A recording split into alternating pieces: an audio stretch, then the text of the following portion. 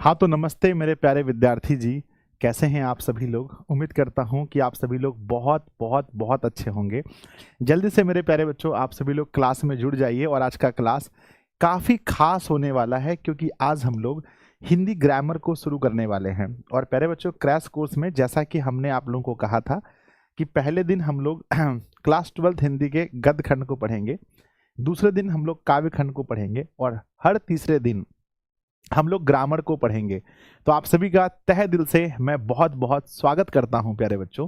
जल्दी से आप सभी लोग इस सेशन में जुड़ जाइए और आप लोग देख सकते हैं आज जो हमारा सेशन होने वाला है वो बिहार मैट्रिक और इंटर वर्ष 2026 के लिए। अगर आपका बोर्ड एग्जाम है, चाहे आप मैट्रिक के स्टूडेंट हैं या आप इंटर के स्टूडेंट हैं, अगर आपका बोर्ड एग्जाम होने वाला है प्यारे बच्चों तो हिंदी विषय में आपको जैसा कि पता है कि हिंदी विषय में जो ग्रामर का पार्ट होता है वो अप्रॉक्स प्यारे बच्चों ऑब्जेक्टिव सब्जेक्टिव को मिलाकर 60% मार्क्स जो होते हैं ना, 60% जो मार्क्स होते हैं वो सिर्फ और सिर्फ है ना हमारे ग्रामर से पूछे जाते हैं। 60% मार्क्स हमारे ग्रामर से होते हैं, ठीक है ना।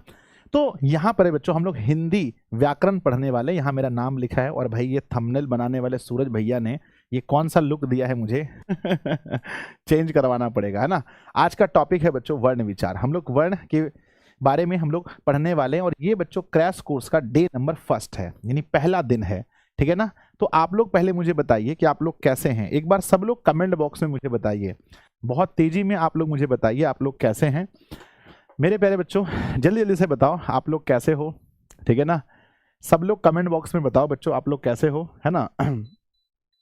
जल्दी से सब लोग बताओ कमेंट बॉक्स में, सर अच्छा हूँ, मस्त हूँ, गजब हूँ गुरुजी, बढ़िया हूँ। अच्छा बढ़िया होना ही चाहिए, सबको बढ़िया होना चाहिए बच्चों। और देखो आप लोग आज प्यारे बच्चों यहाँ क्लास 10th और क्लास 12th दोनों क्लास के बच्चे जुड़े हुए हैं और मैं देख रहा हूं कि आप लोगों को अब प्यारे बच्चों यहाँ शेयर करना है इस सेशन को, है ना।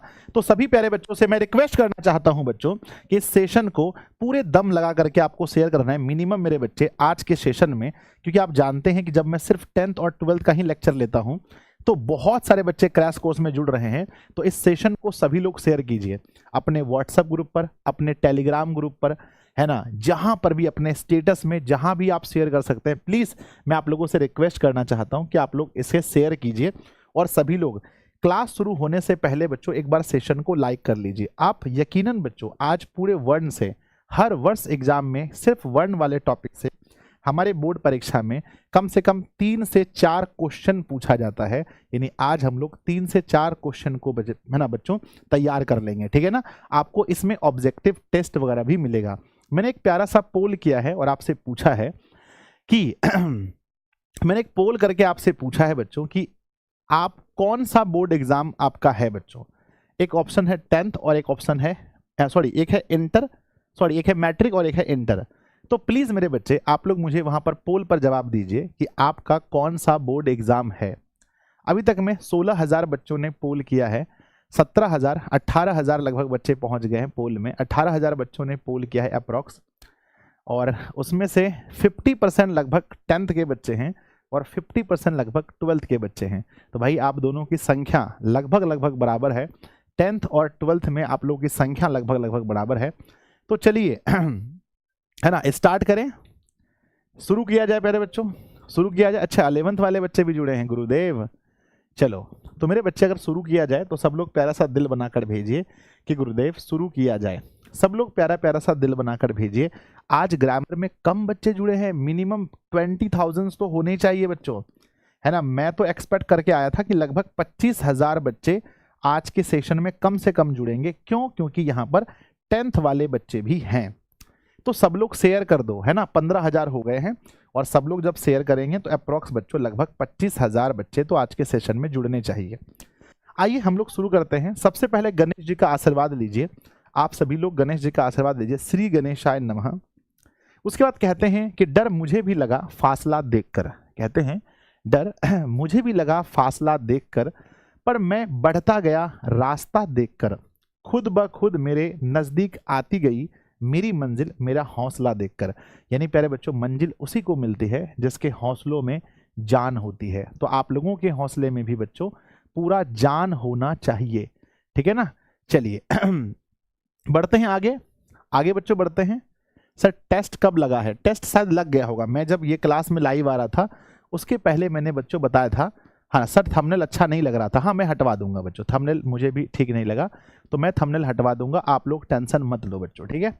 चलिए तो हम शुरू करते हैं। सबसे पहला ये बच्चों क्रैश कोर्स है, जो लोग क्रैश कोर्स वगैरह नहीं परचेस किए तो परचेस कर लेना।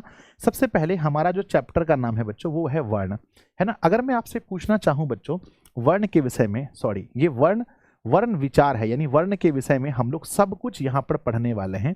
आपके अकॉर्डिंग बच्चों अगर पूछा जाए हिंदी व्याकरण में वर्ण की क्या परिभाषा है, तो आप कहेंगे कि सर भाषा की जो सबसे छोटी इकाई है उसे हम क्या कहते हैं, भाषा की सबसे छोटी इकाई को क्या कहते हैं। परीक्षा में पूछा जाएगा कि भाषा की सबसे छोटी इकाई को क्या कहते हैं, तो आंसर आपको बताना है कि भाषा की सबसे छोटी इकाई को हम वर्ण कहते हैं।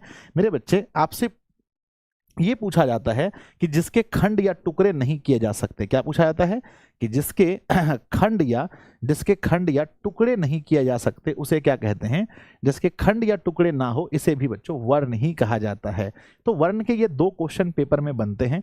अगला सवाल है आप लोगों से कि वर्णों के, है ना, वर्णों के समूह को क्या कहते हैं बच्चों। अगर आपसे ये पूछा जाए कि वर्णों के समूह को क्या कहते हैं तो आप क्या बताएंगे मेरे बच्चे। अगला पॉइंट आपसे पेपर में पूछा जाता है कि वर्णों का समूह क्या कहलाता है। मेरे बच्चे अगर हम सभी वर्णों को, जितने भी वर्ण होते हैं, अगर मैं सभी, देखो क्रैश कोर्स है तो हम थोड़ा फास्ट ही चलेंगे, ठीक है ना, क्रैश कोर्स में थोड़ा फास्ट चलेंगे, आप लोग इसको समझ लेना। गुरुजी संजय सर द बॉय क्या लिखे हो, नहीं वो क्रॉस वाला चिन्ह मत भेजो बच्चा, मुझे बहुत दुख होता है, कभी भी मुझे कुछ लिख दो, क्रॉस वाला चिन्ह मत भेजो, हाथ जोड़कर विनती है आपसे, मुझे बहुत बुरा लगता है। तो वर्णमाला बच्चों, वर्णों के समूह को हम क्या कहते हैं, वर्णमाला कहते हैं। अगर मैं आपसे पूछूं बच्चों कि हिंदी वर्णमाला के अंदर कुल वर्णों की संख्या कितनी है, तो आप क्या बताओगे। हिंदी वर्णमाला के अंदर कुल वर्णों की संख्या कितनी है, तो हिंदी वर्णमाला के अंदर कुल वर्ण बच्चों 52 हैं। 52 वर्ण हैं, हम लोग अच्छे से जानेंगे कि 52 वर्ण कौन कौन से हैं, कैसे कैसे 52 वर्ण हैं बच्चों।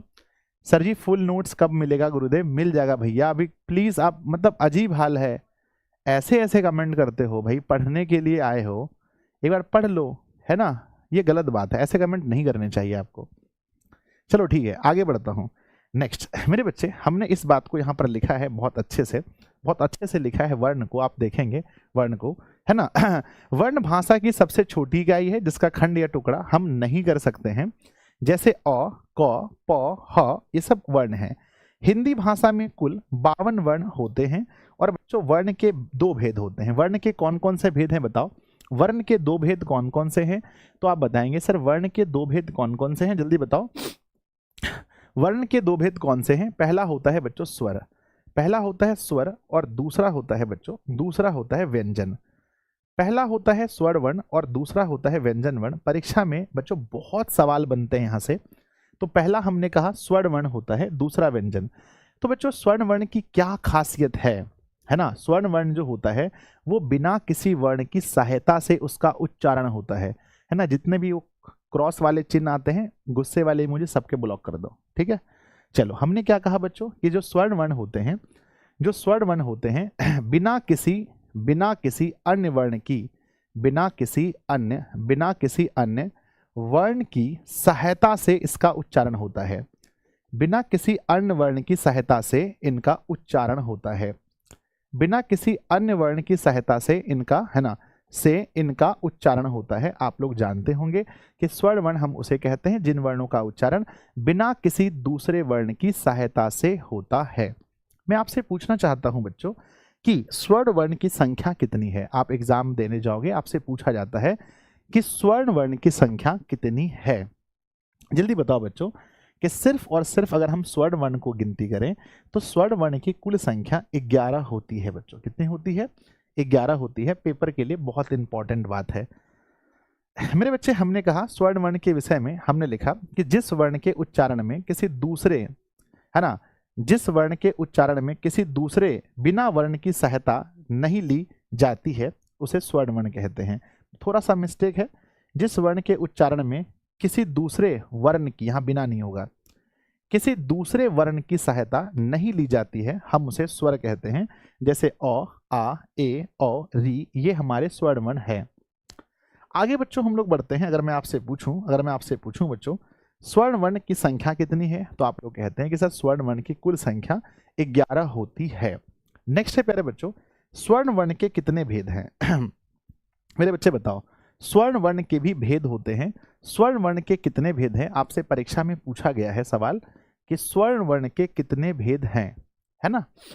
तो स्वर्ण वर्ण के अगर हम भेद देखें बच्चों, तो उच्चारण में स्वर के भेद उच्चारण में लगने वाले समय के अनुसार से देखें तो मेरे बच्चे, जिसमें सबसे कम समय लगे उसे हम स्वर, है ना, उसे हम ह्रस्व स्वर कहते हैं। औ, ह्रस्व ईकार, ह्रस्व उ और री, ये है ह्रस्व स्वर। जिसमें थोड़ा ज्यादा समय लगे उसे हम दीर्घ स्वर कहते हैं। बच्चों परीक्षा में सवाल पूछा जाता है, जिस जिस स्वर्ण वर्ण के उच्चारण में दुगुना समय लगे, जिस स्वर्ण वर्ण के उच्चारण में दुगुना समय लगे उस स्वर्ण वर्ण को हम क्या कहते हैं? जिसमें दुगुना समय, डबल टाइम लगता है, हम उसे क्या कहेंगे? जल्दी से राहुल भाई, रोशनी, दीपेश कुमार जी, कुंदन कुमार जी, जल्दी बताओ। मैंने कहा ना क्रॉस चिन्ह वाले को ब्लॉक करने, ठीक है, आ जाओ। मतलब पढ़ने बच्चे आए हैं, उसमें आकर के डिस्टर्ब करना, ये तो सबसे बड़ा अपराध है बच्चों। ये तो आतंकवादी से भी ज्यादा अपराध है, समझ लिया अगर आप ऐसा कर रहे हैं तो। जिसमें मेरे बच्चे दुगुना समय लगे हम उसे कहते हैं दीर्घ स्वर। क्या बोलते हैं? हम उन्हें दीर्घ स्वर कहते हैं। और जिस स्वर्ण वर्ण के उच्चारण में 3 गुना समय लगता है हम उसे क्या कहते हैं बताओ? जिसमें 3 गुना समय लगता है हम उन्हें क्या बोलेंगे बच्चों? जिसमें 3 गुना समय लगता है हम उन्हें प्लुत स्वर कहते हैं। क्या बोलते हैं? हम उन्हें प्लुत, है ना, हम उन्हें प्लुत स्वर कहते हैं। अगर 3 गुना समय लग रहा है तो समझिए हम उन्हें क्या बोलेंगे? प्लुत स्वर कहते हैं। जैसे बच्चों प्लुत स्वर में ओम, ओम क्या होता है? एक ऐसा शब्द है जिसको बोलने में ज्यादा समय हमें लगता है ना, ज्यादा समय लगता है। चलिए इसके बाद अगर हम देखें बच्चों, है ना, उत्पत्ति के आधार पर अगर आपसे कोई पूछे कि भाई उत्पत्ति के आधार पर स्वर के कितने भेद होते हैं, क्योंकि क्वेश्चन ये भी एग्जाम में पूछा गया है ना, उत्पत्ति के आधार पर स्वर के कितने भेद होते हैं? तो उत्पत्ति के आधार पर स्वर के 2 भेद होते हैं। सबसे पहला होता है मूल स्वर, जिसमें अ, ई, हर्षहु, री होता है। और फिर होता है संधि स्वर, यानी कि बच्चों आ, दृगई, दुर्गऊ, ए, ओ, औ, है ना। तो ये उत्पत्ति के आधार पर अगर हम स्वर को देखें तो उत्पत्ति के आधार पर 2 होते हैं मेरे बच्चे। एक और आधार होता है उच्चारण। उच्चारण के आधार पर अगर हम देखें, इसके पहले हम लोग क्या देख रहे थे? एक सेकेंड, माफ कीजिएगा। उच्चारण में लगने वाले समय के अनुसार बच्चों हमने 3 पढ़ा दिया, जबकि 4 होना चाहिए। एक और संयुक्त भी था ना। उच्चारण के आधार पर स्वरों के 4 भेद होते हैं। सबसे पहला ह्रस्व, जिसमें कम समय, दीर्घ बच्चों, उसके बाद संयुक्त स्वर होता है, और फिर प्लुत स्वर। एक सेकेंड, वो था उच्चारण में लगने वाले समय के आधार पर, और यहां पर है बच्चों उच्चारण के आधार पर, यानी उच्चारण करने के जो तरीके होते हैं इसके आधार पर अगर हम देखें तो स्वर्ण वर्ण के कितने भेद हैं? जल्दी से बताइए, है ना।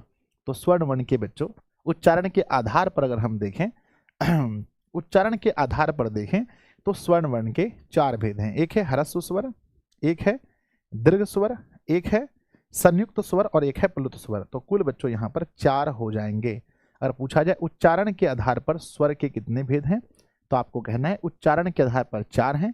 उच्चारण में लगने वाले समय के आधार पर अगर मैं यहाँ पर पूछूं कि उच्चारण में लगने वाले समय के आधार पर कितने हैं, तो समय के आधार पर बच्चों सिर्फ और सिर्फ 3 हैं। समय के आधार पर 3 हैं, और डायरेक्ट अगर उच्चारण के स्थान पर पूछे तो हम लोग 4 कहेंगे।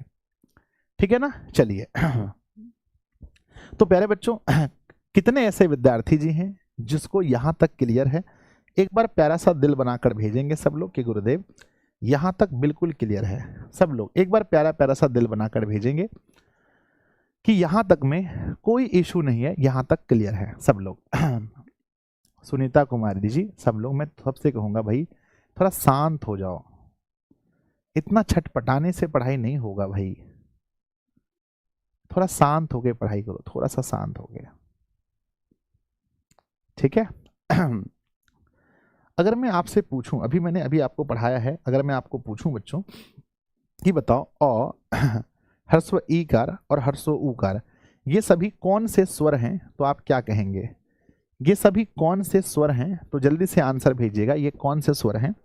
और दोस्तों में शेयर जरूर करना, आपके जितने भी फ्रेंड्स हैं सबके पास इस क्लास को शेयर जरूर करना। मेरे बच्चे, मैंने कहा था 25 के बच्चे आज तो जुड़ने चाहिए थे, पर पता नहीं भाई सो गए कुछ बच्चे, लगता है 5-6 हज़ार तो बच्चे सो गए हैं। तो माफ कीजिएगा, ह्रस्व ई और ह्रस्व उ ये जो होते हैं ये हमारे ह्रस्व स्वर हैं, ये हमारे ह्रस्व स्वर हैं। परीक्षा में पूछा जाता है, आपसे परीक्षा में पूछा जाता है आ, दीर्घ ई और दीर्घ उ ये कौन से स्वर हैं बताओ, ये कौन से स्वर हैं? तो आप कहेंगे सर देखो ये तो एक नहीं, ये तो छोटा है ना ये बड़ा वाला है ना आ, ह्रस्व ई के बाद दीर्घ ई है ना, ह्रस्व के बाद दीर्घ उ है ना, तो इसमें हो जाएगा ये हमारे दीर्घ स्वर हो जाएंगे। तो परीक्षा में खूब पूछा गया सवाल है यहाँ से यानी सिर्फ स्वर वाले टॉपिक से बहुत सवाल पूछे गए हैं। चलिए बढ़ते हैं, कुछ सवाल है जो बोर्ड परीक्षा में पूछे गए हैं वो आप लोग को बताने हैं। पहला सवाल जो बोर्ड परीक्षा में पूछा गया है, जहां तक पढ़ा दिए वहां तक क्वेश्चन कर लो। हिंदी में कुल कितने वर्ण होते हैं? हिंदी में कुल कितने वर्ण होते हैं? अगर परीक्षा में इतना आसान क्वेश्चन पूछे तो आपको बताना है कि हिंदी में कुल वर्णों की संख्या 52 होती है। सवाल संख्या दूसरा है कि हिंदी में स्वरों की संख्या कितनी होती है? हिंदी वर्णमाला में या हिंदी में स्वरों की संख्या कितनी होती है? बच्चों थोड़ा जल्दी करो, कमेंट चैट रेट थोड़ा स्पीड होना चाहिए, थोड़ा सा स्पीड कर दो भाई। हाँ तो हमने देखा कि हिंदी में स्वरों की जो कुल संख्या है, स्वर की जो कुल संख्या है हिंदी में वो कुल 11 है। अगला सवाल आप देख सकते हैं, सवाल लिखा है वर्ण के कितने भेद हैं? स्टार्टिंग में जब हम वर्ण को बांटते हैं तो वर्ण को कितने भागों में बांटा जाता है? स्टार्टिंग में जो वर्ण को बांटते हैं तो वर्ण को कितने भागों में बांटते हैं? तो वर्ण को स्टार्टिंग में हम लोग 2 भागों में बांटते हैं, एक तो हमारा स्वर होता है और दूसरा, पहला क्या होता है बच्चों? पहला हमारा स्वर होता है और दूसरा हमारा व्यंजन होता है ना। तो पहला हमारा स्वर होता है और दूसरा हमारा व्यंजन होता है, तो हमारा सिर्फ और सिर्फ 2 होता है। ठीक है, अगला बढ़ते हैं हम लोग अगले सवाल की ओर। बच्चों से खत्म हो गया, तो 3 क्वेश्चन यहां पर था। अब हम लोग बहुत अच्छे तरीके से व्यंजन वर्ण के बारे में जानेंगे। तो जल्दी से आप मुझे बताइए मेरे बच्चे कि व्यंजन वर्ण के विषय में, कि व्यंजन वर्ण किसे कहते हैं, है ना? व्यंजन वर्ण, व्यंजन वर्ण। तो हम क्या पढ़ते थे व्यंजन वर्ण के विषय में? आप लोग पढ़े होंगे कि जिन वर्णों के उच्चारण में लिखिएगा मेरे साथ में, जिन वर्णों के उच्चारण में, जिन वर्णों के उच्चारण में, जिन वर्णों के उच्चारण में किसका सहायता ली जाए? स्वर्ण वर्णों की सहायता ली जाए। जिन वर्णों के उच्चारण में स्वर्ण वर्णों की सहायता ली जाए, है ना? जिन वर्णों के उच्चारण में स्वर वर्ण की सहायता ली जाए उसे व्यंजन वर्ण कहते हैं। उसे क्या कहते हैं? व्यंजन वर्ण कहते हैं। प्यारे बच्चों, जितने भी व्यंजन वर्ण हैं उसको हम कैसे दर्शाते हैं, है ना? व्यंजन वर्ण, अगर जैसे मान लीजिए कि हमारा सबसे पहला व्यंजन वर्ण अगर लिखे बच्चों तो हम लिखते हैं क। अच्छा, ये जो क है इसमें किसकी सहायता ली गई है आपको बताना है ना? जैसे क है बच्चों, इसमें सहायता किसकी ली गई है आपको बताना है। जैसे हमने क लिखा तो क में सहायता किसकी ली गई है? तो आप कहेंगे सर क जो है इसमें हम लिखेंगे क हलंत और प्लस में अ, क हलंत और प्लस अ, यानी इसमें सहायता बच्चों अ की ली गई है। जैसे हम लिखते हैं मौ हलंत बच्चों, सॉरी मौ लिखते हैं मौ, तो मौ में भी ठीक इसी प्रकार से एक हमारा मौ हलंत है और प्लस में अ है। तो और अ कौन सा वर्ण है? अ के विषय में अगर आपसे पूछा जाए कि अ कौन सा वर्ण है तो जल्दी से बताइए कि अ कौन सा वर्ण है ना? तो अ जो है बच्चों ये स्वर वर्ण है। तो आप देख रहे हैं ना कि व्यंजन वर्ण के उच्चारण में, जब हम व्यंजन वर्ण को बोलते हैं तो उसके उच्चारण में, इसके उच्चारण में किसकी सहायता ली जाती है? तो व्यंजन वर्ण के उच्चारण में हमेशा हमेशा स्वर वर्ण की सहायता ली जाती है। तो प्यारे बच्चों आप मुझे बताइए आप मुझे बताइए कि व्यंजन वर्ण की संख्या कितनी है ना। व्यंजन वर्ण की संख्या, व्यंजन वर्ण की संख्या कितनी है, एक बार आप बता सकते हैं। तो व्यंजन वर्ण की, है ना, व्यंजन, क्या क्या हुआ?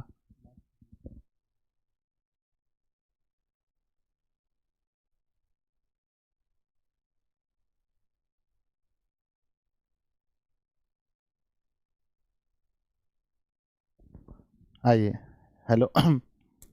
आइए बच्चों, क्वेश्चन पूछा है मेरे बच्चे कि व्यंजन वर्ण की संख्या कितनी होती है। तो व्यंजन वर्ण की संख्या अगर हम देखें बच्चों तो कितना होगा व्यंजन वर्ण, बताइए मुझे, है ना। तो व्यंजन वर्ण की जो कुल संख्या होती है वो 33 होती है ना। व्यंजन वर्ण की कुल संख्या 33 होती है ना। व्यंजन वर्ण की कुल संख्या 33 होती है। लेकिन अगर हम इसको देखें, कुल संख्या 33 होती है, इसमें सबसे पहला बच्चों अगर हम देखें तो ये बताओ कि व्यंजन वर्ण को जब हम बांटेंगे तो बच्चों हम तीन, है ना, ऐसे तो इसके अलग भी प्रकार हैं, है ना। व्यंजन वर्ण में अगर हम देखें तो सबसे पहला होता है ना, है ना। सबसे पहला बच्चों अगर हम देखें अस्पर्श व्यंजन, क्या बोले बच्चों, अस्पर्श व्यंजन। अभी मैं आगे आपको सबका भेद बता दूंगा। अस्पर्श व्यंजन की संख्या कितनी है बताओ, परीक्षा के लिए मोस्ट इंपॉर्टेंट है। अस्पर्श व्यंजन की संख्या कितनी है बताइएगा। तो अस्पर्श व्यंजन में जो होता है सबसे पहले बच्चों क वर्ग होता है ना। दूसरा बच्चों हमारा च वर्ग होता है। तीसरा हमारा ट वर्ग होता है। और फिर हमारा प वर्ग होता है। और उसके बाद में हमारा, है ना, सॉरी, ट वर्ग होता है। ट वर्ग के बाद त वर्ग होता है। और त वर्ग के बाद बच्चों प वर्ग होता है। तो कुल यहाँ पर देखेंगे तो सब में 5-5 व्यंजन है ना। सब में 5-5 हैं। सब में कितने हैं बच्चों बताओ, सब में कितने कितने व्यंजन हैं, कमेंट बॉक्स में लिखिएगा जल्दी से। सब में कितने कितने व्यंजन हैं, तो आप कहेंगे सर सब में 5-5 व्यंजन हैं। अगर हम सब में 5-5 व्यंजन को पकड़ते हैं तो कुल जो हो जाएंगे वो कुल बच्चों कितने हो जाएंगे, कुल हमारे 25 हो जाएंगे। तो अस्पर्श व्यंजन की संख्या अगर हमारे बोर्ड परीक्षा में पूछा जाए तो हमें कितना बताना है, 25 बताना है। इसके बाद अगर हम देखें इसके बाद में बच्चों अगर हम देखें तो अंतस्थ व्यंजन भी होते हैं। क्या आपको पता है कि अंतस्थ व्यंजन कौन कौन सा है, थोड़ा जल्दी बताइएगा। मैंने कुछ दिन पहले फुल बैच में पढ़ाया था, आप सभी को पता होगा कि अंतस्थ व्यंजन में हमने रखा था किसको, य र ल व, यानी बच्चों य र ल व, यानी इसकी कुल संख्या बच्चों 4 है, कुल संख्या 4 है। उसके बाद में हमने उष्म, है ना, हमने उष्म व्यंजन के बारे में भी पढ़ाया होगा, है ना। उष्म व्यंजन में कौन कौन सा आता है, तो उष्म व्यंजन में अगर हम देखें तो तालव्य श, मूर्धन्य श, दंत श और मेरे बच्चे ह, इसकी भी कुल संख्या 4 है। तो इसे मूल व्यंजन कहा गया है। इन सभी को जोड़ेंगे इन सभी को जोड़ेंगे तो अब बताओ कुल संख्या कितनी हो गई, है ना। कुल संख्या कितनी हो गई, तो बच्चों 4 और 4 8 और 25 कितना हो गया, 25 और 8 को जोड़ेंगे तो बच्चों 33 हमारा हो गया। यही हमारा मूल व्यंजन है ना। तो अगर आपसे पूछा जाए कि बच्चों मूल व्यंजन कितने हैं, तो मूल व्यंजन की संख्या याद रखना, इसको हम लोग क्या बोलेंगे बच्चों, इसे हम बोलेंगे मूल व्यंजन। मूल व्यंजन की संख्या कमेंट बॉक्स में लिखिए सब लोग जल्दी से कि मूल व्यंजन की संख्या कितनी है, जल्दी जल्दी फटाफट से, मूल व्यंजन की संख्या कितनी है। चलिए, तो बच्चों मूल व्यंजन की संख्या हमारे 33 है ना। और अगर हम देखें इसमें तो मेरे बच्चे ये बताओ, इसमें 2-3 चीज और आपको ऐड करना है। अगर आपसे पूछा जाए कि मेरे बच्चे संयुक्त व्यंजन की संख्या कितनी है, वो तो मूल हो गए, है ना। संयुक्त व्यंजन और कितने होते हैं, संयुक्त व्यंजन कौन कौन से हैं, संयुक्त व्यंजन कौन कौन से हैं बच्चों बताओ, है ना।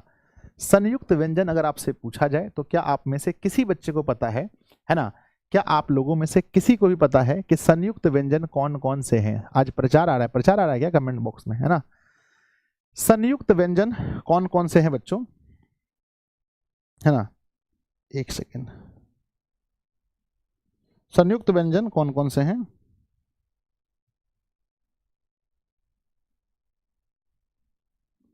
संयुक्त व्यंजन कौन कौन से हैं। तो संयुक्त व्यंजन में हमने रखा था कि मेरे बच्चे संयुक्त व्यंजन में होता है अक्ष, उसके बाद में त्र, उसके बाद में ज्ञ और उसके बाद में स्र।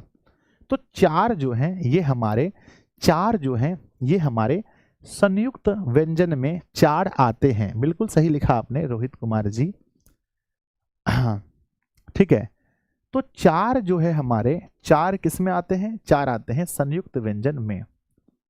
प्यारे बच्चों, दो और वर्ण आपको याद होंगे जिसे हम लोग कहते हैं द्विगुण व्यंजन। क्या आपको पता है कि द्विगुण व्यंजन कौन कौन से हैं?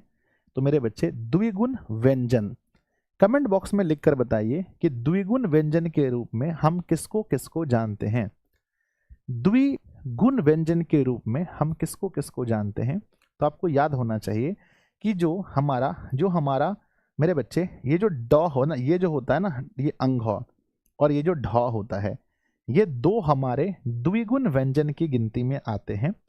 अगर आपसे कोई पूछे बच्चों कि ये बताओ अयोग्य वाह व्यंजन कौन कौन से हैं, अयोग्य वाह व्यंजन कौन कौन से हैं, तो अयोग्य वाह व्यंजन के रूप में अगर आप जानना चाहेंगे तो बच्चों अयोग्य वाह को भी याद कीजिए। हमने आपको कभी ना कभी पढ़ाया होगा कि कुल अयोग्य वाह व्यंजन के विषय में बताइए।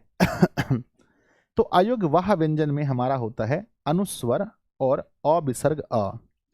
अनुस्वर और अविसर्ग अ, यानी इसकी संख्या भी बच्चों दो होती है ना, इसकी संख्या भी दो होती है। अब कुल अगर हम जोड़ के देखें मेरे बच्चे, कुल जोड़ के देखें तो सिर्फ व्यंजन अगर आपसे पूछा जाए, है ना ध्यान दीजिएगा, ऐसे तो हमारा क्लास 10th 11th 12th में हम लोग यही पढ़ते हैं कि व्यंजन की कुल संख्या 33 है, लेकिन बच्चों ये व्यंजन नहीं, ये मूल व्यंजन 33 है। इसके अलावे भी व्यंजन को हम जोड़ेंगे तो और व्यंजन को जोड़ के बताओ कितना हुआ। 4 यहाँ एक्स्ट्रा में हो गया, 4 और 2 और 2, 2 2 4 और 4 8, 8 इसमें और जोड़ेंगे तो बच्चों अगर हम लोग देखें तो 41 व्यंजन है। कुल हमारा 41 व्यंजन है बच्चों। लेकिन परीक्षा में पूछा जाता है व्यंजन कितने हैं, तो भाई हम लोग 33 बताते हैं, लेकिन ये मूल व्यंजन 33 है, बाकी ये भी तो व्यंजन ही है और इसमें हम लोग जोड़ते हैं तो कुल हमारा 41। अब बच्चों वर्ण आपके हो गए क्या पूरे? चलिए 52 वर्ण पूरा करके देखिए, कहीं से भी क्वेश्चन पूछा जाए 52 वर्ण, मुझसे पहले अपनी कॉपी में सब लोग लिख लीजिए, जल्दी जल्दी लिखिएगा, मुझसे पहले अपनी कॉपी में सब लोग लिखेंगे 52 वर्ण पुराने में सबसे पहले स्वर्ण वर्ण की संख्या कितनी है? गुरुजी स्वर्ण वर्ण की संख्या हमारे 11 है ना। अस्पर्श व्यंजन कितने हैं मेरे बच्चे? अस्पर्श व्यंजन की संख्या कितनी है? तो अस्पर्श व्यंजन की संख्या बच्चों 25 है। अंतस्थ व्यंजन कितने हैं, है ना? अंतस्थ व्यंजन कितने हैं? अंतस्थ व्यंजन 4 हैं। ऊष्म व्यंजन कितने हैं? तो ऊष्म व्यंजन 4 हैं मेरे बच्चे। द्विगुण व्यंजन कितने हैं? तो द्विगुण व्यंजन के बारे में देखें तो इसकी संख्या 2 है मेरे बच्चे। अयोग्य वाह, है ना, अयोग्य वाह की संख्या कितनी है? तो अयोग्य वाह की संख्या देखेंगे तो अयोग्य वाह की संख्या भी बच्चों 2 है। टोटल जोड़ के देखो तो बच्चों कितना हुआ? टोटल जोड़ के देखिए तो कहते हैं 11 और 25 होता है। 11 और 25 कितना हो गया? 36। 36 और 4 हो गया 40। 40 और 4 हो गया मेरे बच्चे, फिर से कुछ और छूटा क्या? अच्छा 11 और ये 36 4 40, 40 48 ही हुआ, कुछ छूटा क्या बताओ? अच्छा संयुक्त छूट गया ना, संयुक्त छूट गया मेरे बच्चे। संयुक्त को भी तो ऐड करना है, संयुक्त व्यंजन को, तो मैं यहाँ पर मेरे बच्चे संयुक्त व्यंजन को भी ऐड कर देता हूँ। संयुक्त व्यंजन की संख्या कितनी है? संयुक्त व्यंजन की संख्या 4 है। अब कुल जोड़ के देखिए कितना हुआ, अब, है ना, अब जोड़ के बताओ कितना हुआ? संजय सर अब जोड़ के टोटल हमारा 52 हो गया। तो आज के बाद बच्चों अगर आपसे कोई भी पूछे कि हिंदी व्याकरण में या हिंदी में जो 52 वर्ण हैं वो कौन कौन से वर्ण हैं, क्या आप बता सकते हैं? तो एक बार प्यारा सा दिल बनाकर भेजिए कि सर आराम से आसानी से बता सकते हैं। सब लोग प्यारा प्यारा सा दिल बनाकर भेजिए मेरे बच्चे। रात ज़्यादा होने की वजह से देखो 31,000 बच्चे टोटल अभी तक में आए हैं इस सेशन पर, पोल करके गए हैं, पर रात ज़्यादा होने की वजह से 10th वाले बच्चे नहीं पढ़ पाए, वो लोग सो गए बच्चों, है ना। चलो हो गया सबका? चलिए बहुत सुंदर, तो हम आगे बढ़ जाएं, आगे बढ़ जाएं तो बताइए, आगे बढ़ते हैं। हाँ आइए बच्चों हम इसको थोड़ा सा शॉर्टकट में फटाफट पढ़ लेते हैं। इसके बाद हम लोग उच्चारण स्थान की ओर बढ़ेंगे। लिखा है जिस वर्ण का उच्चारण स्वर्ण वर्ण की सहायता से होता हो हम उसे व्यंजन वर्ण कहते हैं। जैसे क में क प्लस अ है, ख में ख प्लस अ है, च में च प्लस अ है। ये हमने पढ़ा दिया है आप लोगों को। नेक्स्ट लिखा है हिंदी व्याकरण में कुल 33 व्यंजन होते हैं। पहला अस्पर्श व्यंजन जो बच्चों 25 है, अंतस्थ व्यंजन जो 4 हैं, है ना, और उसके बाद उष्म व्यंजन जो 4 हैं। ये भी मैंने आपको पढ़ा दिया। बोलो हाँ, जल्दी से यस यस लिखकर भेजते चलिए जो हमने आपको पढ़ा दिया है। कहते हैं कि वर्ण के अन्य प्रकार में संयुक्त व्यंजन बच्चों 4 हैं, पढ़ा दिया। अयोग्यवाह की संख्या 2 है, द्विगुण व्यंजन की संख्या 2 है, ये भी मैंने पढ़ा दिया। यस, आगे बढ़ते हैं प्यारे बच्चों। अब थोड़ा सा जान लीजिए कि वर्णों के समूह को क्या कहते हैं, वर्णमाला कहते हैं। अब थोड़ा सा ये अक्षर तरह ज्ञा और स्र के बारे में पढ़ लीजिए, परीक्षा में पूछा जाता है। बच्चों अगर मैं आपसे पूछूं कि अक्षर जो है वो कैसे बना है, मेरे बच्चे अक्षर कैसे बना है बताओ। अक्षर किस किस के मिलने से बना है? तो कहते हैं मेरे बच्चे क हलंत और प्लस में सौ हलंत, है ना, और प्लस प्लस में अ से ये बच्चों अक्षर बना है। मेरे बच्चे त्र कैसे बना है? तो याद रखिएगा तो हलंत प्लस में रौ हलंत और प्लस में अ से हमारा त्र बना है। मेरे बच्चे ज्ञ कैसे बना है? तो जौ हलंत प्लस में यौ हलंत और प्लस में अ से बना है। मेरे बच्चे अगर मैं आपसे पूछूं कि स्र कैसे बना है, तो कहना तालेब सौ हलंत प्लस में रौ हलंत और प्लस में अ से मिलकर बना है। हो जाएगा। अगर आप में से इसमें से कोई भी ऑब्जेक्टिव क्वेश्चन आपसे पूछा जाए और आपको बताना हो बच्चों कि आखिर अक्षर और त्र और ज्ञ कैसे बना है, तो क्या आप बता सकते हो? जल्दी से मुझे यस लिख करके भेजिएगा कि हाँ गुरुदेव बहुत आराम से बता सकते हैं, इसमें कोई इशू नहीं है ना। बता सकते हैं तो यस लिख करके भेजिए। सर कब तक क्लास होगा? 20 मिनट और पढ़ाएंगे, खत्म हो जाएगा चैप्टर। सब लोग यस यस लिख करके भेजेंगे, हो जाएगा तो। चलिए बच्चों, बहुत अच्छी बात है कि अक्षर ज्ञान को आप लोग समझ रहे हैं, ठीक है ना। मेरे बच्चे एक टॉपिक और पढ़ लीजिए कि शब्द में किन किन वर्णों, है ना, शब्द किन किन वर्णों के मेल से बना है। शब्द शब्द किन किन किन किन वर्णों के मेल से बना है, किन किन वर्णों के मेल से बना है, किन किन वर्णों के मेल से बना है। प्यारे बच्चों अब हम आपको एक शब्द देते हैं और आपको बताना है कि ये शब्द किन किन वर्णों के मेल से बना है। जैसे हमने आपको एक छोटा सा शब्द राम कहा बच्चों, आप अपनी कॉपी में लिखकर बताइए। कई बार परीक्षा में एक शब्द दिया जाता है और आपसे पूछा जाता है कि ये शब्द किन किन वर्णों के मेल से बना हुआ है। तो आप बताएंगे कि राम शब्द जो होता है बच्चों, ये रौ हलंत और प्लस में आ से रा हो गया और मो हलंत और प्लस में अ से राम बना है। यही आपको परीक्षा में देखने को मिलेगा। बच्चों अगर मैं आपसे कहूं, अगर मैं कहूं बच्चों कि सीता शब्द में किन किन वर्णों की संधि हुई है, तो आप बताइए। सीता शब्द में तो आप कहेंगे सर सीता में सौ हलंत, और देखेंगे ये दीर्घिकार है तो यहाँ हर्स्व ई नहीं दीर्घ ई लिखेंगे, प्लस में ता लिखेंगे तो त हलंत और प्लस में आ लिखेंगे। तो ये हो गया बच्चों सीता। अगर मैं आपसे पूछूं बच्चों, है ना, कि है ना है ना बच्चों विद्यालय, है ना, विद्यालय शब्द में किन किन वर्णों की संधि हुई है, लास्ट आपको बताना है लिख करके। थोड़ा फटाफट लिखिए बच्चों कि विद्यालय शब्द में, है ना, विद्यालय शब्द में किन किन वर्णों की संधि हुई है। तो विद्यालय में पहले व हलंत होगा और प्लस में हर्स्व ईकार है तो वी हो गया, प्लस में द और प्लस में य आकार, तो द और य दोनों है आकार विद्या, और लौ हलंत और प्लस में अ से लौ बना है। और आगे यो कैसे बना है, तो यो बना है यो हलंत और प्लस में अ से। तो प्यारे बच्चों अगर ऐसा कोई शब्द आपको दिया जाए और आपसे पूछा जाए कि वो शब्द किन किन वर्णों के मिलने से बना है, तो क्या आप लोग इसको बना सकते हैं? तो मुझे प्यारा सा दिल बनाकर भेजिए जल्दी से। मैं आप लोगों से ही पूछ रहा हूं कि शब्द किन किन वर्णों के मेल से बना है। अगर आपको ये पूछा जाए तो क्या आप बना सकते हैं? जल्दी बताओ, यस और नो।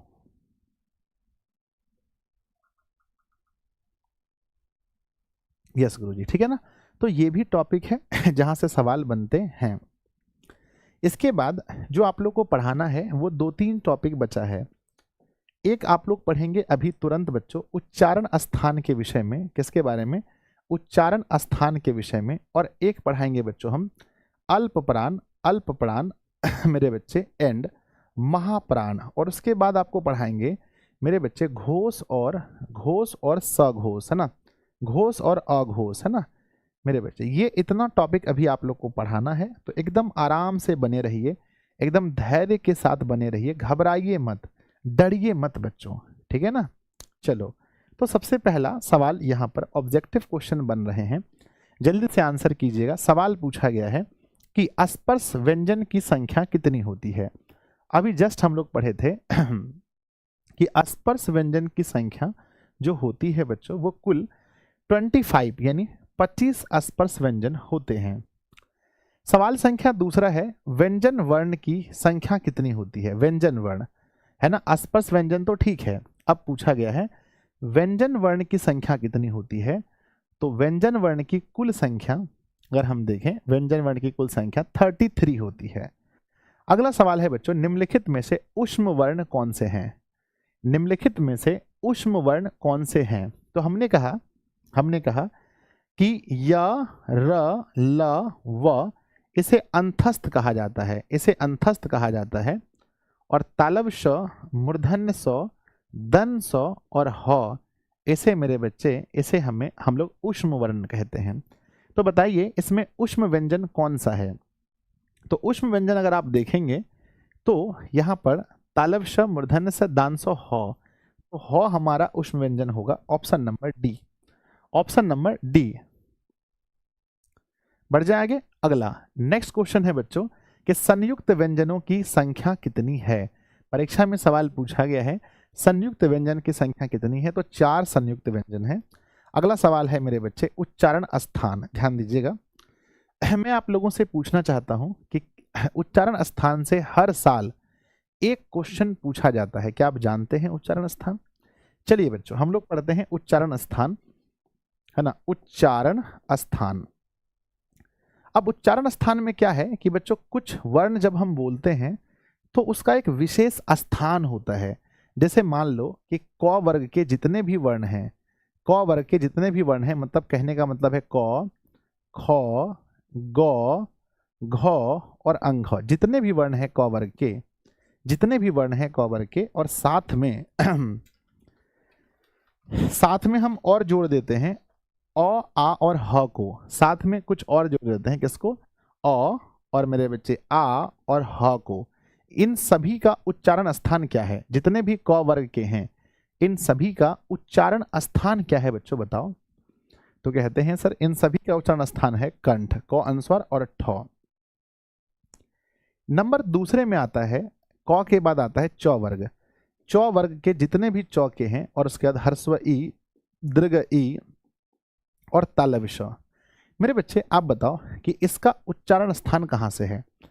च वर्ग के अगर च वर्ग के अगर किसी भी वर्ण के विषय में आपसे पूछा जाए कि भाई बताओ ये जो च है, छ है, ज है, इनका उच्चारण स्थान क्या है, तो आप क्या बोलेंगे? तो च वर्ग का उच्चारण स्थान मेरे बच्चे तालु होता है ना। और ट वर्ग में अगर मैं देखूं, ट वर्ग में मेरे बच्चे, ट वर्ग में, है ना, उसके बाद में ट वर्ग में यहां पर र और मूर्धन्य स भी आता है। इसका उच्चारण स्थान क्या है बताइए? तो कहते हैं सर इनका उच्चारण स्थान बच्चों मूर्धा है ना, मूर्धा है। उसके बाद में त वर्ग का ध्यान दीजिएगा, त वर्ग का जो भी है त वर्ग का, और साथ में ल और दंत स, इनका उच्चारण स्थान क्या है? तो इनका उच्चारण स्थान है बच्चों दंत, क्या है? दंत है। और उसके बाद देखते हैं प वर्ग की अगर हम बात करें, प वर्ग और ह्रस्व हु और दीर्घ उ की बात करें, और व भी होना चाहिए, है ना मेरे बच्चे, व। अगर इसका हम देखें तो इसका क्या होता है? इसका होता है मेरे बच्चे ओष्ठ। यहां पर हम देखते हैं कि इनका उच्चारण स्थान ओष्ठ होता है। और इसके लिए एक प्यारा सा ट्रिक भी बना है, बताइए बच्चों जल्दी से कि कौन सा ट्रिक बना है, एक बार ट्रिक लिख करके भेज दीजिए सब लोग कि कौन सा ट्रिक बना है। सर कंठ के लिए के, तालु के लिए टी, मूर्धा के लिए एम और दंत के लिए डी, ओष्ठ के लिए ओ, यानी हम इसे कहते हैं केटीएम 2 बच्चों। क्या बोलते हैं? KTM, KTM 2। इसका ट्रिक क्या बना है? तो इसका ट्रिक बना है केटीएम 2। यानी क वर्ग का अगर कोई भी हम व्यंजन उठाते हैं और साथ में अ, आ और ह, इन सब का उच्चारण स्थान कंठ से होता है। बोल के देखेंगे क ख ग, तो कंठ पर ज्यादा प्रेशर पड़ता है। च वर्ग के कोई भी वर्ण यानी च छ ज झ के साथ हर्स्वई दीर्घई और तालव्य श लेते हैं तो उनका तालु होता है। ट वर्ग में कोई भी व्यंजन लेते हैं और र और मूर्धन स तो मूर्धा होता है। त वर्ग का कोई भी व्यंजन ल और दंत स तो उसका दंत होता है। प वर्ग का हर्षऊ और दीर्घऊ के साथ में बच्चों ओष्ठ होता है। और कहते हैं हर वर्ग का जो पांचवा व्यंजन होता है उनका उच्चारण स्थान क्या होता है बताओ। एग्जाम में स्पेशल रूप से ये पूछा जाता है, स्पेशल नोट बच्चों देकर पूछा जाता है कि जो पांचवा व्यंजन होता है हर वर्ग का, हर वर्ग का पांचवा व्यंजन है ना, पांचवा व्यंजन का उच्चारण स्थान क्या होता है, एक बार कमेंट बॉक्स में बता सकते हैं। तो मेरे बच्चे हर वर्ग के पांचवें व्यंजन का जो उच्चारण स्थान होता है वो होता है नासिका।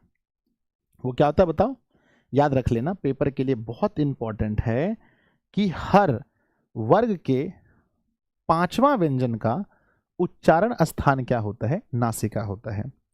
अगर यहां तक समझ में आ गया तो एक बार प्यारा सा दिल बनाकर भेजिए, कोई भी इमोजी बनाकर भेज दीजिए कि गुरुजी यहां तक हम लोग बहुत अच्छे से समझ गए हैं। समझ गए हैं तो मेरे 2-3 प्रश्नों का जवाब आपको देना पड़ेगा। पहले सब लोग नोट कर लिए होंगे तो जल्दी जल्दी से दिल बनाकर भेजिए। आइए बच्चों, मैं आपसे कुछ सवाल पूछना चाहता हूं। जैसे मैं आपसे पूछना चाहता हूं कि मेरे बच्चे मौ का बताओ उच्चारण स्थान, जौ का बताओ और हर्स्व ऊ का बताओ। बस 3 का मेरे बच्चे, 3, हर्स्व ऊ का नहीं, हर्स्व ई का बताओ, हर्स्व ई का 3 उच्चारण स्थान मुझे बता दीजिए। तो मेरे बच्चे मौ जो आता है, मौ ये किस में आता है, ये प वर्ग के अंदर आता है, प वर्ग के अंदर आता है। और प फ का उच्चारण स्थान जो होता है वो ओष्ठ से होता है बच्चों, ओष्ठ से। जौ जो होता है चौ छ जौ झ, ये चौ वर्ग का है तो पहले क के टी, टी मने तालु, ये हो जाएगा बच्चों हमारा तालु से। और हर्स्व ई जो है बच्चों, हर्स्व ई भी जो है तालु से ही है, हर्स्व ई भी हमारा तालु से है। तो एक का आंसर होगा हमारा ओष्ठ, फिर होगा हमारा तालु और फिर दोबारा हमारा तालु हो जाएगा। ठीक है ना, चलो बढ़ जाए आगे। मेरा घर नवाबगंज है गुरुदेव, बहुत अच्छी बात है, तब तो आप मेरे गांव के हो गए। आइए बच्चों, हमने क्या कहा, क ख ग घ अंघ और साथ में अ आ और ह, इसका कहां से होगा, कंठ से। चौ छ जौ झ और साथ में हर्स्व दीर्घई तालव्य स, ये हो गया तालु से, है ना। ट ठ ड ढ और दना मूर्धन स और री मूर्धा से। त थ द द न ल और स हो जाएगा दंत से। और साथ में प फ ब भ म, है ना, हर्षऊ दीर्घऊ और व भी होगा बच्चों ओष्ठ से। तो वही चीज लिखा हुआ है ताकि आप इसको बाद में भी पढ़ सके। इसके बाद 2 चीज याद रखिएगा मेरे बच्चे, एक तो हमारा ए अ और हर्स्वही से मिलकर बना है। ए का उच्चारण स्थान कंठ है, हर्स्वही का तालु है, इसलिए इसको कंठ तालु कहते हैं। ए और ए का उच्चारण स्थान क्या है, एक बार कमेंट बॉक्स में भेजिएगा मेरे बच्चे, सब लोग कमेंट बॉक्स में लिखिएगा। अगर आपसे पूछा जाए कि ए और ए का उच्चारण स्थान कहाँ है तो आप क्या बताएंगे। ए और ए का उच्चारण स्थान होता है कंठ तालु बच्चों, है ना, कंठ तालु, यानी कंठ और तालु दोनों। ठीक है, साथ में ओ जो होता है अ और दीर्घऊ से मिलकर बना है। ओ यानी कंठ से, दीर्घऊ मतलब ओष्ठ से, तो कंठोष्ठ मतलब कंठ और ओष्ठ दोनों। तो ओ और औ के बारे में पूछा जाएगा, ओ और साथ में औ, तो ये कंठ और ओष्ठ दोनों है, इसलिए हम इसे कंठोष्ठ कहेंगे। कंठोष्ठ यानी कंठ और प्लस ओष्ठ, कंठ और प्लस ओष्ठ बराबर, तो हम इसे कंठोष्ठ कहेंगे। तो ये विशेष 2 है जिसको याद रखना है। 2 याद रख पाएंगे तो बताइए कि सर याद कर लेंगे। कंठ और तालु का याद होगा, बताओ, यस और नो लिख कर भेजिए। और साथ में मेरे बच्चे कंठ और ओष्ठ का, कंठ और तालु, कंठ और ओष्ठ, ए ओ हो जाएगा। चलिए आगे बढ़ते हैं। इसके बाद दो इंपॉर्टेंट चीज हैं जो आपको पढ़ना है मेरे बच्चे। यहां तक हो गया तो एकदम क्लियर। अब 10 मिनट और लगेगा। यहां तक हो गया तो बताओ, जल्दी से यस लिख करके भेजो कि यस सर यहां तक तो एकदम क्लियर है। एकदम क्लियर है बताइए। बहुत सारे बच्चों का ये चैप्टर पढ़ा हुआ था क्या? 35,000 के आसपास पूल हुआ है बच्चों, और बच्चे बचे 15,000। 20,000 गायब। मुझे बहुत दुख हो रहा है, मुझे बहुत दुख हो रहा है, इतना बेइज्जती मेरा। चलिए तो बच्चों कहते हैं, ध्यान दीजिएगा, हमने पढ़ा है कि मुख से निकलने वाले हवा की मात्रा के आधार पर वर्ण के भेद। तो बच्चों पहला होता है अल्प प्राण, जिसमें हम लोग कम हवा निकलता है ना, अल्प प्राण। जिन वर्णों के उच्चारण में मुंह से कम हवा निकलता है, या जिन व्यंजन वर्णों के उच्चारण में हकार की ध्वनि नहीं होती है, उन्हें अल्प प्राण कहा जाता है। यानी कम ध्वनि है ना, कम हवा निकल रहा है तो अल्प प्राण। अल्प प्राण का ट्रिक याद कर लेना बच्चों। प्रत्येक वर्ग का पहला, ध्यान देना बच्चों, पहला यानी फर्स्ट, तीसरा यानी 3 और पांचवा यानी कि 5, 135 वर्ण, साथ ही अंतस्थ व्यंजन अल्प प्राण कहलाते हैं। तो मेरे बच्चे बताइए अल्प प्राण का ट्रिक क्या है? अल्प प्राण का ट्रिक बताइए क्या है? ट्रिक क्या है? तो कहते हैं अल्प प्राण का ट्रिक है 135, है ना, और साथ में अंतस्थ व्यंजन। अंतस्थ बोले तो य र ल व, अंतस्थ बोले तो य र ल व, अंतस्थ बोले तो य र ल व। तो मेरे बच्चे हमने कहा कि अल्प प्राण का जो ट्रिक होता है, अल्प प्राण का जो ट्रिक है मेरे बच्चे, वो देखो य र ल व और साथ में 135। 135 का मतलब है प्रत्येक वर्ग का पहला, तीसरा, पांचवा। यानी हम लिखे क, ख, ग, घ, अंघ। तो कौन कौन सा इसमें अल्प प्राण होगा मेरे बच्चे? अल्प प्राण कौन कौन सा होगा? जल्दी बताओ, जल्दी बताओ गुरुजी। पहला होगा गुरुजी, तीसरा होगा, पहला होगा, तीसरा होगा और पांचवा होगा। तो पहला, तीसरा, पांचवा हमारा अल्प प्राण कहलाएगा। इसकी कुल संख्या 19 है। अगर बोर्ड परीक्षा में क्वेश्चन पूछा जाए कि अल्प प्राण की कुल संख्या कितनी है, तो एक बार कमेंट बॉक्स में छाप दीजिएगा। सर ये 5 दिया 15 और 4 गो यहाँ, 15 4 19। अल्प प्राण की संख्या 19 है। अब महाप्राण में क्या होगा? महाप्राण, इसके उच्चारण में अधिक वायु निकलता है, या जिन व्यंजन वर्णों के उच्चारण में हकार की ध्वनि होती है, उन्हें महाप्राण कहते हैं। प्रत्येक वर्ग का दूसरा और चौथा साथ में ही ऊष्म व्यंजन महाप्राण कहलाते हैं। इसका ट्रिक है तालिब श मूर्धन स दन स के साथ में 2 और 4, मतलब 2 4 का मतलब दूसरा और चौथा। इसकी कुल संख्या यहां हो जाएगा बच्चों 5 दूनी 10 और 4 14। तो इसकी कुल संख्या 14 है। तो क्या आप बता सकते हैं कि मुंह से निकलने वाले हवा के अनुसार यानी अल्प प्राण और महाप्राण को क्या आप समझ गए मेरे बच्चे? अल्प प्राण और महाप्राण को समझ गए तो यस लिख करके भेज दीजिए कि हाँ सर हम लोग अल्प प्राण और महाप्राण को समझ चुके हैं। अल्प प्राण और महाप्राण को, है ना सर, पहले पढ़ाए थे सर आप, इसलिए, है ना, पहले पढ़ाए थे सर आप इसलिए। हाँ हाँ मुझे पता है पहले पढ़ाए हैं। चलो भाई अच्छी बात है, कोई बात नहीं, कोई दिक्कत नहीं। आइए बच्चों अब हमें पढ़ना है स्वर तंत्रिका में कंपन के आधार पर वर्ण के भेद। तो घोष या इसी को सघोष कहते हैं। इसके उच्चारण में स्वर तंत्रिका में कंपन उत्पन्न होता है, यानी अ आ हर्षवई दीर्घई य र ल व आदि बच्चों आगे लिखा गया है। और घोष का जो ट्रिक है ये बच्चों क्या है ना, सर्वे स्वर अंतस्थ 3 4 5 हो। इसका ट्रिक देखो क्या बनाया बच्चों, कितना कितना प्यारा सा ट्रिक बना है। लिखा है सर्वे स्वर, मतलब कि जितने भी स्वर हैं वो सभी आएंगे किसमें? वो सभी घोष में आएंगे। अंतस्थ, जितने भी अंतस्थ हैं वो भी आएंगे घोष में, और 3 4 5 ये भी आएंगे घोष में, साथ में ह को भी लेकर आएंगे। तो ट्रिक याद रखना बच्चों, ट्रिक हमने कहा सर्वे स्वर अंतस्थ 3 4 5 ह। बोलो मेरे साथ, बोलो बोलो बोलो, है ना।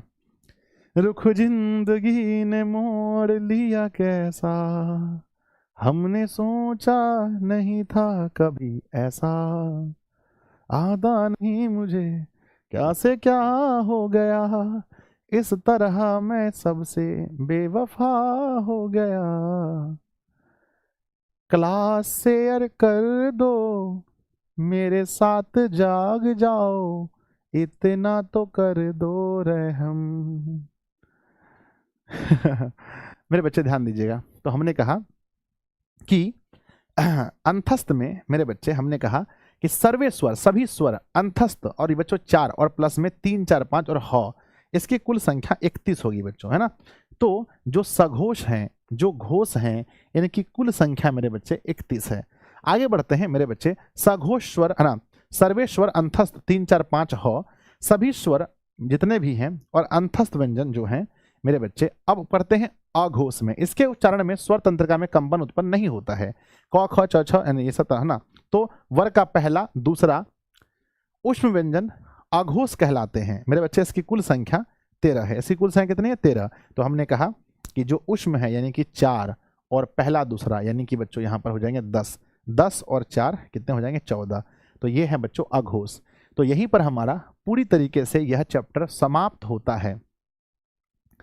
ये चैप्टर मेरे बच्चे पूरी तरह से समाप्त होता है। आप लोग को कैसा लगा? अब टेस्ट होने वाला है, अब नहीं सोचना खत्म हो गया। कैसा लगा मेरे बच्चे बताओ, कैसा लगा आप सभी को? कैसा लगा एक बार कमेंट बॉक्स में जल्दी से लिखकर भेजना कैसा लगा। भाई साहब आज से पहले कभी ऐसा नहीं हुआ था, कंटिन्यू बच्चे ड्रॉप ड्रॉप ड्रॉप हो गए। सच में हुए हैं या दिख रहे हैं मुझे पता नहीं, पर ऐसे ड्रॉप ड्रॉप होते नहीं है बच्चों। देखो कितने बच्चों ने पोल किया है, मात्र 52 मिनट में 34,000 बच्चों ने पोल किया है। तो मात्र 13,000 बच्चा बचेगा। भाई साहब मेरे साथ क्या हो रहा है, बहुत दुख हो गया मुझे। आ जाओ। तो मेरे बच्चे हमने कहा है ना, हमने कहा पहला क्वेश्चन पूछा गया आपसे फर्स्ट कि निम्नलिखित में से अयोग्यवाह वर्ण कौन सा है। इसमें देखकर बताना है कि मेरे बच्चे अयोग्यवाह कौन से हैं। तो अयोग्यवाह मैंने बताया था कि अनुस्वार और अविसर्ग अ, इसे अयोग्यवाह कहा जाता है। अगला सवाल, द्विगुण व्यंजनों की संख्या कितनी है। तो मैंने पढ़ाया था बच्चों कि द्विगुण व्यंजन सिर्फ 2 हैं। एक तो बच्चों ड है, एक तो ड है और एक तो हमारा ढ है। तो द्विगुण व्यंजन की संख्या सिर्फ और सिर्फ 2 है।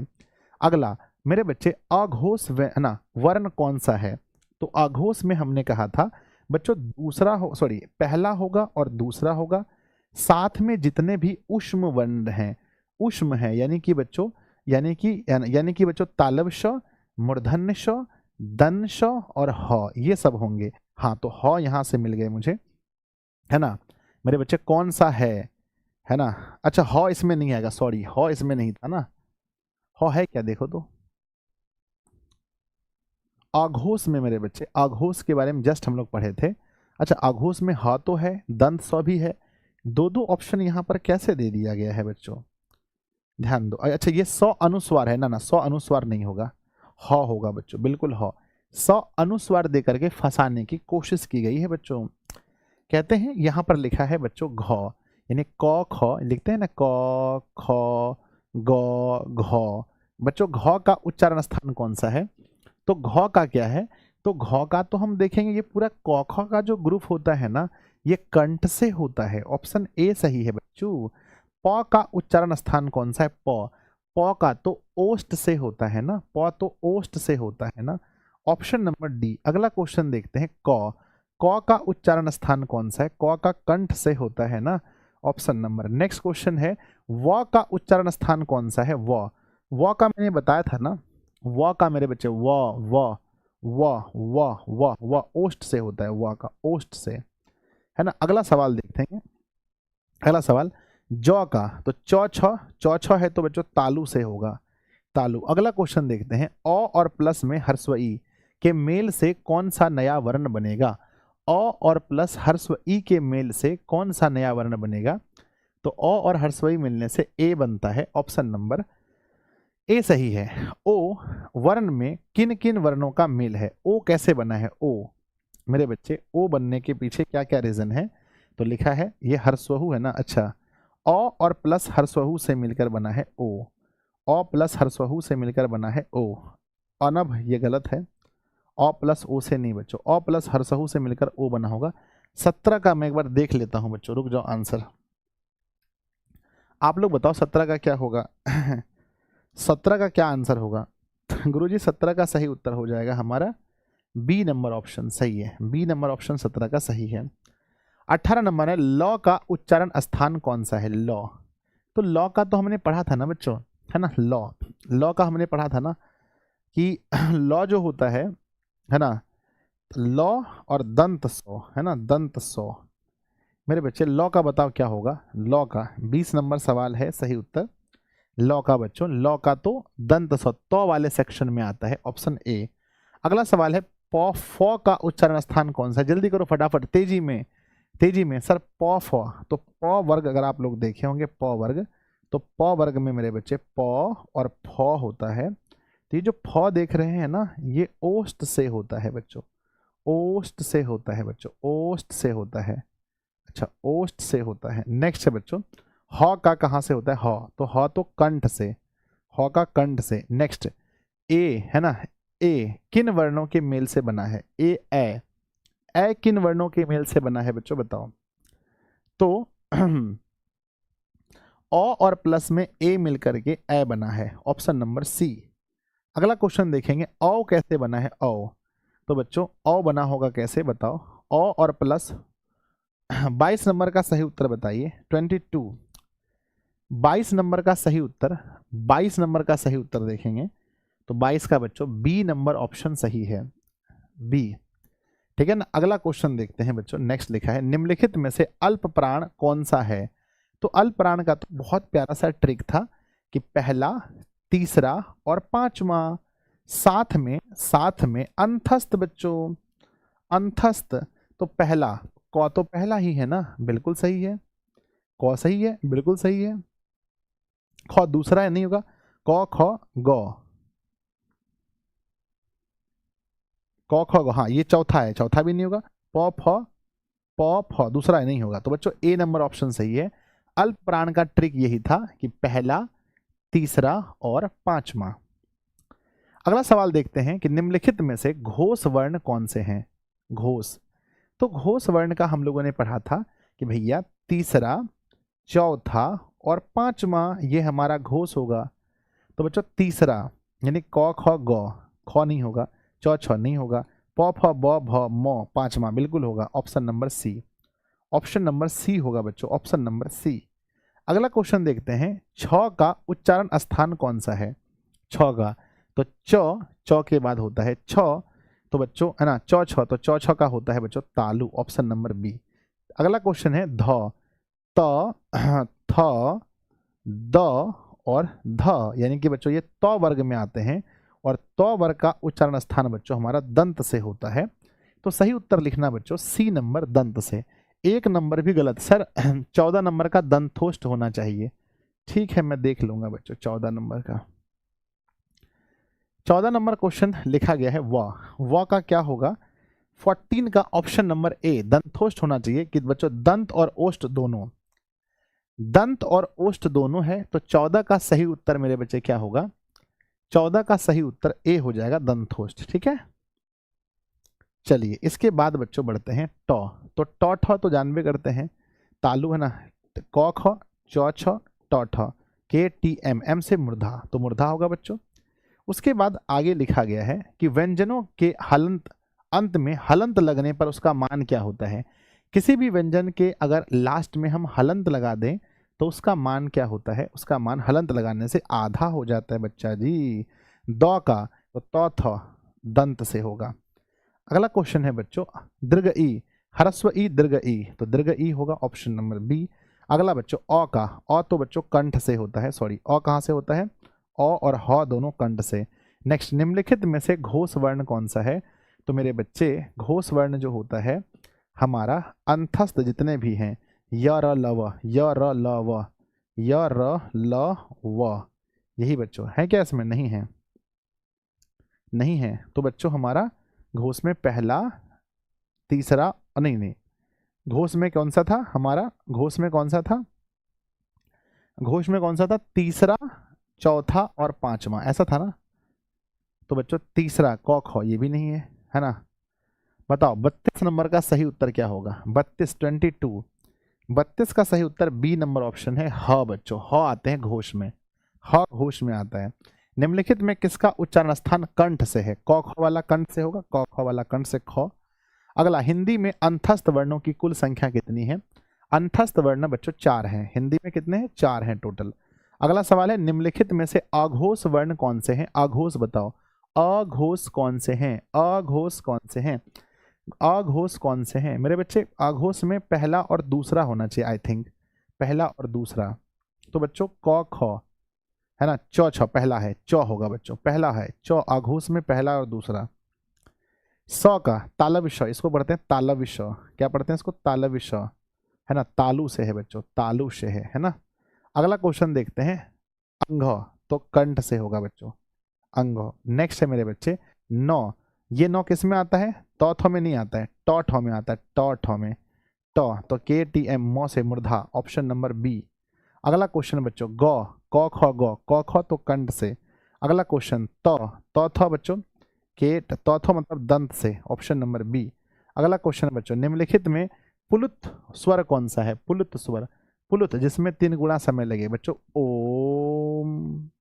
नेक्स्ट, उत्पत्ति के आधार पर स्वर के कितने भेद हैं? उत्पत्ति के आधार पर 42, उत्पत्ति के आधार पर, उत्पत्ति के आधार पर, उत्पत्ति के आधार पर बच्चों हमारे 2 हैं। और लास्ट क्वेश्चन आपके सामने है बच्चों, उच्चारण के आधार पर स्वर के कितने भेद हैं? तो उच्चारण के आधार पर 4 प्रकार के स्वर होते हैं। उच्चारण में लगने वाला समय नहीं बोला है ना, अगर उच्चारण में लगने वाला समय के आधार पर पूछा गया होता तब हम 3 कहते हैं। उच्चारण में लगने वाला समय नहीं पूछा है। चलिए, तो प्यारे बच्चों हो गया समाप्त, है ना। कैसा लगा आप लोगों को आज का सेशन? थोड़ा सा अच्छा नहीं लगा होगा, मुझे पता है, क्योंकि बच्चों आज ड्रॉप इतने बच्चे और अचानक से क्या हो गया भाई, ड्रॉप ड्रॉप ड्रॉप। तो मुझे थोड़ा सा 35 में 10, ये मुझे थोड़ा सा नहीं लगा अच्छा, क्योंकि हिंदी के क्लास में बच्चे ड्रॉप नहीं होते हैं, थोड़ा सा इशू रहा। तो ठीक है ना, चलिए गुड नाइट सर जी। कैसा लगा बच्चों बताओ? थोड़ा बहुत इश्यूज रहा, कैसा लगा आप लोगों को बताइए कमेंट बॉक्स में, जल्दी बताओ। बढ़िया रहा, मस्त लगा बच्चों, मज़ेदार रहा, बताओ।